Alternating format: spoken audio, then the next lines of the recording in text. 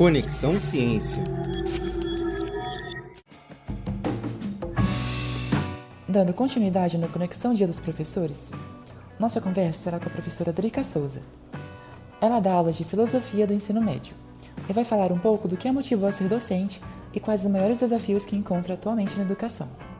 Eu comecei a ser professora em 2018, mas antes disso eu participei de um projeto que se chama PIBID, que é Programa de Iniciação à Docência. E foi dentro desse projeto do governo federal que eu aprendi e entendi que eu gostaria mesmo de ser professora. Porque quando eu entrei na faculdade, foi mais pela filosofia e não pela profissão de professora. Foi por me apaixonar pelos livros, pela leitura, pelo pensamento. E aí depois eu entendi que era pela docência que eu precisava seguir. E me formei em 2018 e logo em seguida já comecei a lecionar como professora PSS do estado do Paraná. Então eu enfrento muitos desafios. Entre esses desafios, o ser mal paga, não ter o piso garantido pelo governo federal, o governo do estado do Paraná não cumpre esse piso, nós não temos os direitos às horas de atividades que a gente deveria ter. Então eu acho que de todos os desafios que eu enxergo, o governo sendo esse inimigo da educação é o que mais me pega. Se eu encontro muitos alunos sem interesse de estudo, sim, mas isso também é uma parte do sistema, porque desde pequenos eles são condicionados dentro da sala de aula a ter uma educação passiva. Paulo Freire chama de educação bancária, onde eles só sentam e ficam recebendo. Então, o nosso Estado, o nosso governo, continua a educar as nossas crianças dessa forma.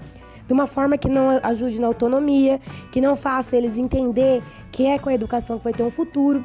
Além disso, a gente tem uma política neoliberal que atualmente esvaziou o pensamento dentro da sala de aula com o novo ensino médio. Então, eles não enxergam estudar como um futuro. Atualmente mesmo, eles não têm as matérias necessárias para o vestibular. No terceiro ano do ensino médio, os alunos não têm química, não têm física, não têm filosofia, não têm biologia. E isso é cobrado para eles na hora de fazer o vestibular.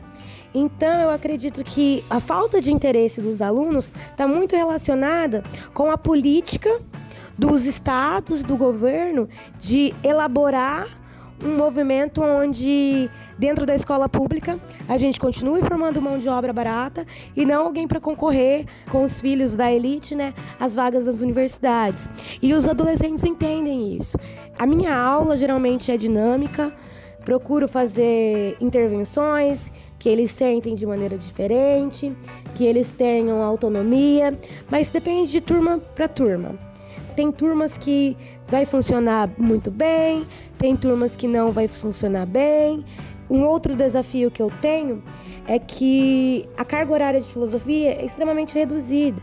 Então, eles têm 2 aulas de filosofia no primeiro ano do ensino médio, depois não tem mais.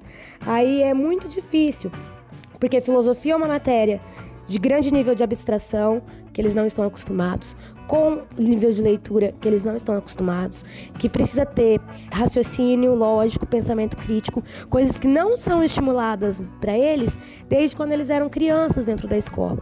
Então, eu acredito que o maior desafio que eu, enquanto professora, enfrento é a questão de como a escola ela é organizada para a manutenção das opressões da nossa sociedade. E eu também tenho que entender que eu, enquanto professora individual, não vou conseguir resolver todos os problemas da sociedade. Porque dentro da sala de aula eu encontro racismo, transfobia, homofobia, machismo. E são situações que limitam a minha atuação em sala de aula. Lembrando que eu tenho 50 minutos para lidar com todos esses problemas, para lidar com salas de aula lotada, falta de funcionários nas escolas, porque às vezes eu entro na escola e tá extremamente suja a sala. Também estamos enfrentando agora a precarização e privatização das escolas no estado do Paraná. Então, enquanto professora, o meu maior desafio é ser professora de escola pública. Porque tudo que eu penso sobre educação está ligado ao coletivo. É o corpo da escola, comunidade escolar que consegue enfrentar os desafios.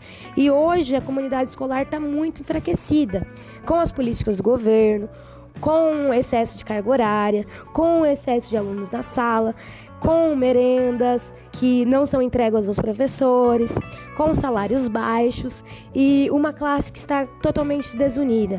Mas apesar disso, hoje eu tô fazendo 30 anos agora, né? Hoje, inclusive, e eu não consigo me enxergar em outra profissão. Eu acho que nenhuma outra profissão me daria tantos ganhos rápidos, porque se eu encontro o aluno esse ano, eu vou ver o desenvolvimento do aluno, eu vou conseguir ter um relacionamento com ele que ultrapasse as fronteiras da sala de aula, porque é olhando para a juventude, para os jovens, para os meus alunos, que eu consigo vislumbrar, assim, uma solução para a política do Brasil, né? Porque eu sou esperançosa, dou aula em Sarandi, dou aula na periferia de Maringá, dou aula para os filhos da classe trabalhadora. E eu sou vinda da classe trabalhadora, sou fruto de escola pública, de educação pública, nunca paguei escola, nunca paguei universidade, frutos das políticas do governo de afirmação. E é por isso que eu acredito na educação enquanto meio de transformação social. Valeu pela participação, Drica.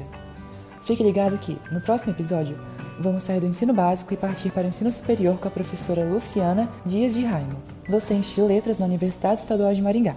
Confira! Conexão Ciência.